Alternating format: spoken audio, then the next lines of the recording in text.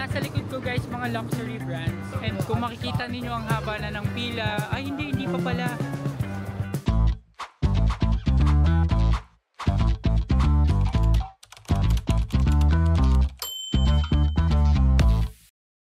Hi amazing people and welcome back to my YouTube channel. So for today's episode of our Malaysia-Singapore vlog, tayo ay iikot dito sa Bukit Bintang para mag-food trip, mag-shopping at mag-mall hopping from one of their malls to another since magkakatabi lang naman yung mga locations dito.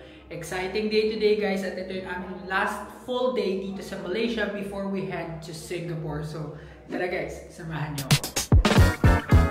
Okay guys, so nandito kami ngayon sa may elevator area at pupunta kami dun sa pool area dito guys para makita nyo yung mga amenities nito just in case na gusto nyo rin mag-book.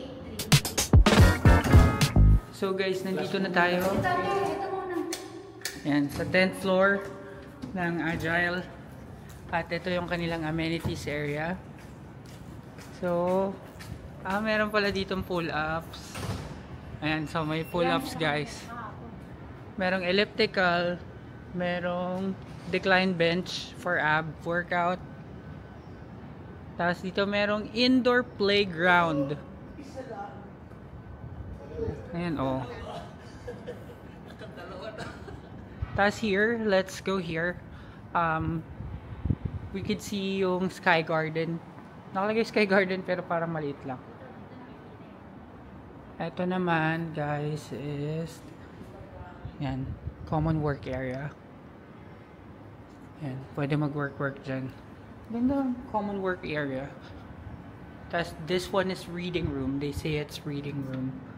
Pero sarado. Tapos this one is function room. This one is meeting room. I'm looking for the gym.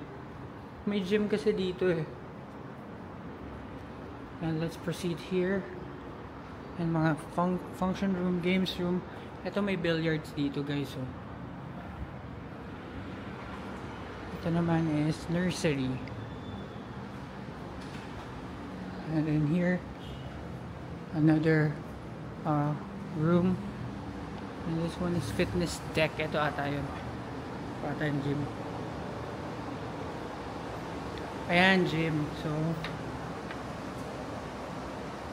kailangan ng card dito. Hindi ko pala dala yung card. Babalikan ko muna sila guys. So guys, dito may outdoor playground pa rin. Yan, sa may arawan. Tapos ito yung pool nila guys. Their pool is big, no? Let's check it out. Kaso ang init. Grabe. So, kailangan pala ng card dun sa gym para makapasok. So guys, ito yung pool area nila. So may kids pool here. Tapos ito yung adult pool. Parang infinity din yung system nila. Ang dami nagsiswimming. Ganda. So guys, meron na tayong key card. So punta na tayo dito sa gym. Ayan, so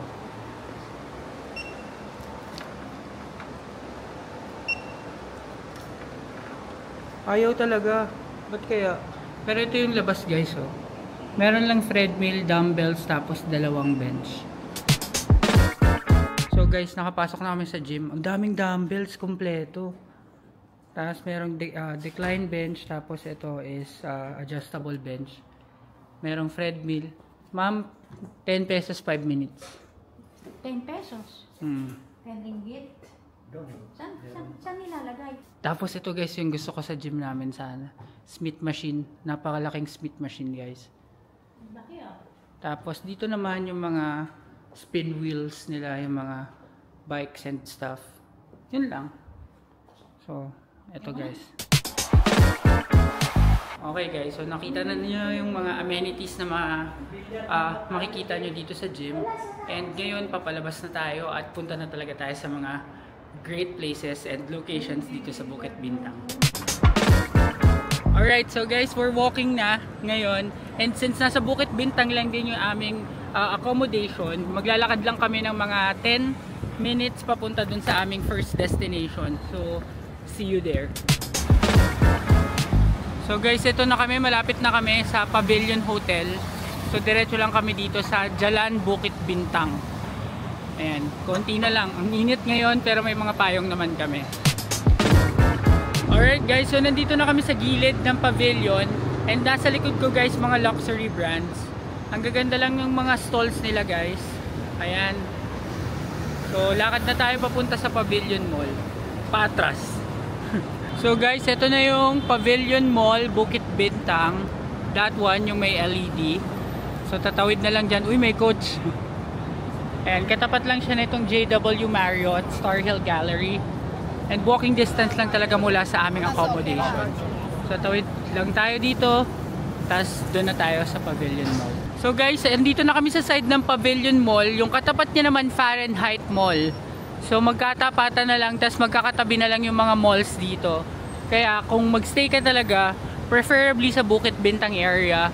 So that walking distance na lang yung mga malls and yung mga ibang mga must-try restaurants.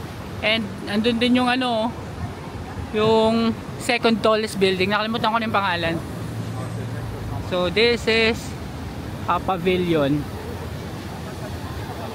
Ito na ang Pavilion Mall guys. Welcome, welcome, welcome.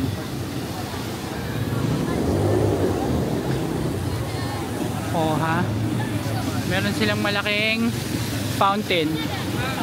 So, ikot ko lang kayo guys. Ito sa Pavilion Mall. So guys, pasok muna tayo dito sa coach para magpalamig. Wala naman tayong pambili. Ay, ang ganda ng backpack ko. Walang pambili pero ang ganda lang nito. Ganda. Okay guys, so move on na tayo from coach. Pasok na tayo dito sa Pavilion. And here guys, meron din underground or underpass to Fahrenheit pababa. So meron din ditong Onitsuka Tiger naman. Let's just check their shoes para may idea tayo kung magkano.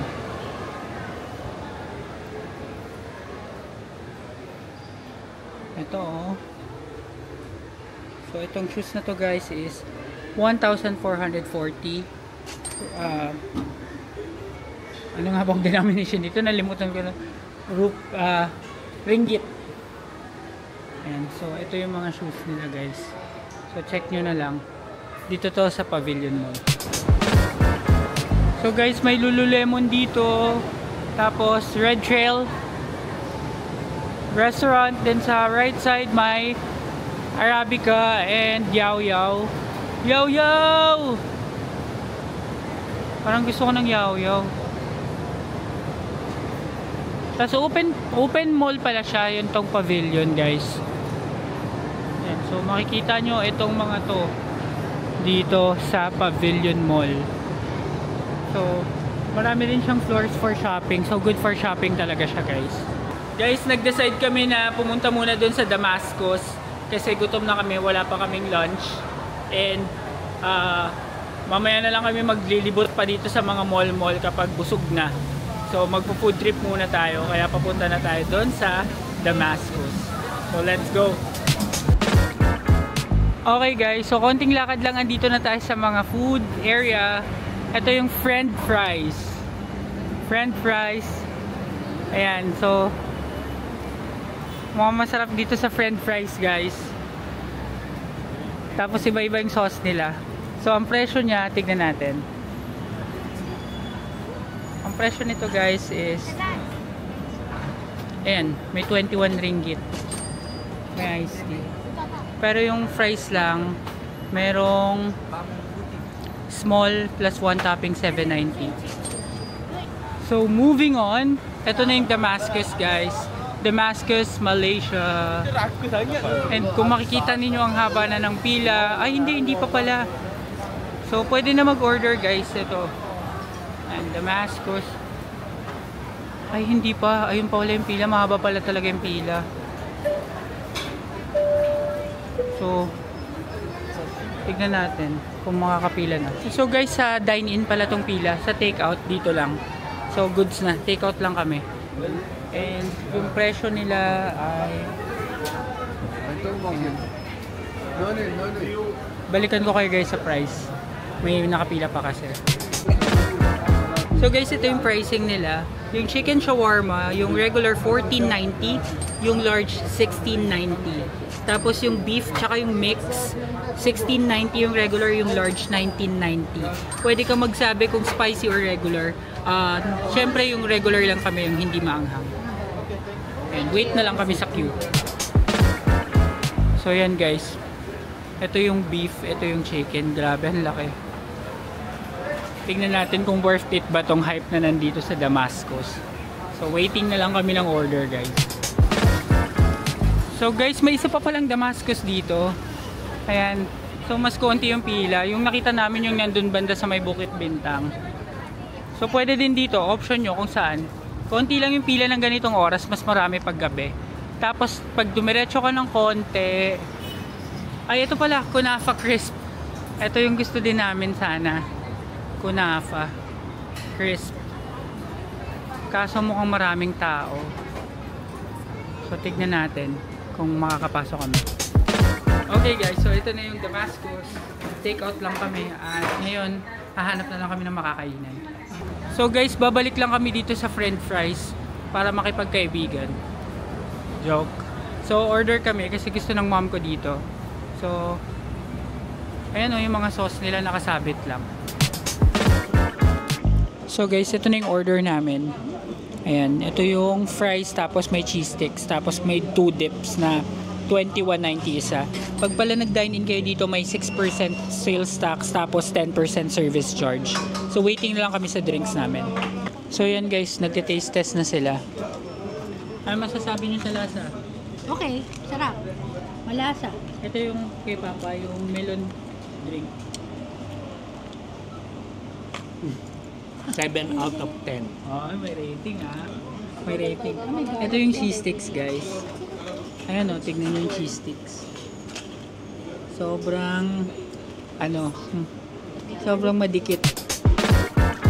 So tatry ko na rin guys yung cheese sticks nila. Ito. So ito yung cheese sticks guys. Kung makikita nyo, malaki to kumpara dun sa typical na cheese sticks sa atin na naka-lumpia wrapper. So pag binuksan mo siya, ayan, sobrang sticky niya guys. So, ayan, natanggal yung tinidor. Tingnan natin.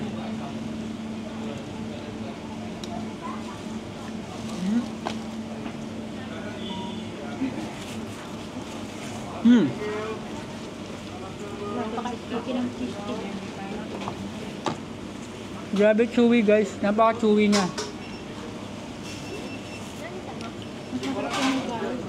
Pag walang sauce, yung as is lang, masarap na siya. Parang feeling ko pag nilagyan mo siya ng sauce na pinili nyo kanina, mas magiging masarap pa siya. So mga nasa 9 out of 10 to for me. May konting kick lang ng anghang. Yun lang yung problema. Pero yung in-order namin hindi siya spicy. So wait natin yung ibang drink. So guys, nilagyan ko siya ng dip this time. So tignan natin kung mas masarap.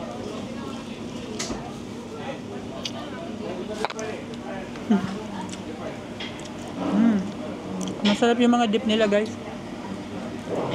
So pag may dip guys, 10 out of 10 na to. Very nice. Try nyo dito sa French fries. Very good. Sandali lang guys.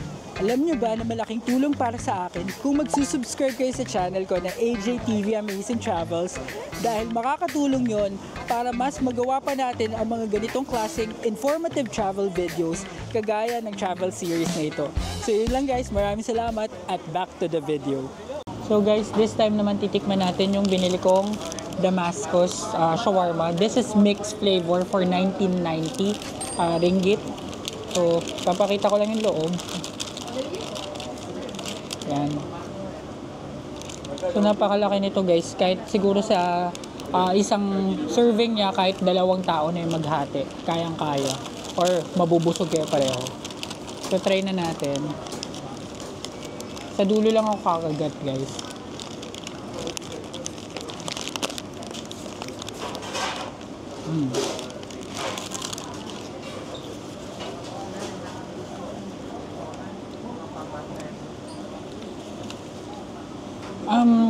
Honest review, not my cup of tea. Hindi ko siya masyadong nagustuhan yung sauce niya, medyo weird yung lasa. Siguro hindi lang ako sanay sa ganong type ng sauce or ng food. So, kayo baka magustuhan nyo to kung mahilig kayo sa mga shawarma, sa mga Turks. Pero medyo malayo yung lasa niya sa Turks. So, siguro mga 7 out of 10 to para sa akin. And mix siya. So, may chicken tsaka may beef na to. So, try nyo pa rin para masabi nyo kung patok siya sa panlasa nyo. So guys, share ko lang ayun yung mga sauce dito sa french fries. Ginaganon niya lang, yung parang kapag may umu-order. Cute lang siya tignan. Tapos nandun talaga lahat ng sauce. So guys, ito yung special drink nila, avocado honey. And this is for 17.90 ringgit. So let's have a taste.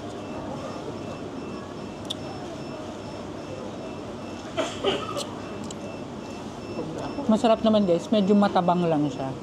Kasi ang avocado, hindi siya masyadong malasang prutas. Pero rich yung lasa ng avocado.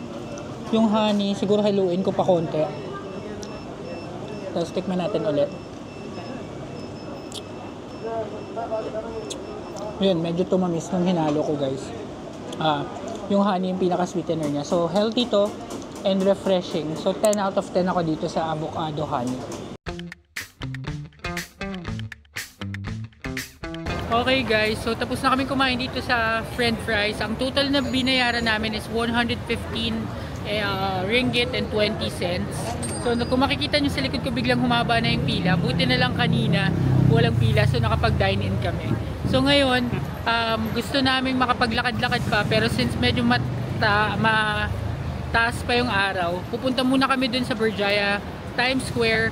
At alam nyo ba guys na merong theme park doon, or indoor theme park, nasabi ko yata sa previous vlogs ko.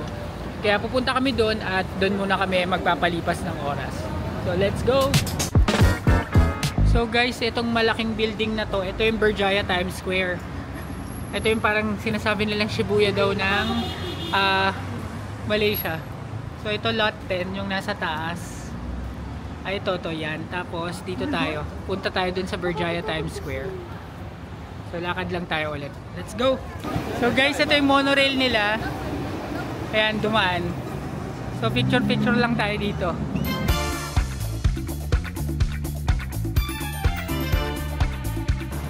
Okay guys, so tuloy-tuloy lang yung lakad natin papunta sa Berjaya Times Square dito sa Bukit Bintang. Ang ganda dun sa may mini Shibuya crossing nila. Ang ganda nung vibe. Maiksi lang yung tawiran pero parang marami rin yung mga tumatawid. So goods dun. Medyo mainit lang talaga. Grabe. So marami pa rin makikita dito. To-turn ko lang yung cam. And so ito yung nilalakaran namin guys at papunta kami sa Berjaya Times Square. So ito yung lot 10, yung nasa left side. Ayan yung mall din yan sa pinakakanto ng Bukit Bintang. Ayan. So yung department store nila is Isetan, the Japan store. Tapos ito marami mga Japanese na kainan. So dire-diretso lang tayo papunta sa Berjaya Times Square. Okay guys, so papunta tayo dito. Dito tayo dadaan sa Sungei Wang Plaza. Papunta sa Berjaya Times Square. So tatawid lang tayo. Okay guys, so ito yung Sungei Wang Plaza. Yan, may mga cellphone, mga cellphone accessories. So yan, may mga case. So tingin-tingin lang muna tayo guys. Ang ganda ng case ng iPhone 16 Pro Max. Hindi, meron din yan ito 15 Pro, 16 Pro Max. Ayan, itong ganitong case kunwari guys, it's 38 ringgit.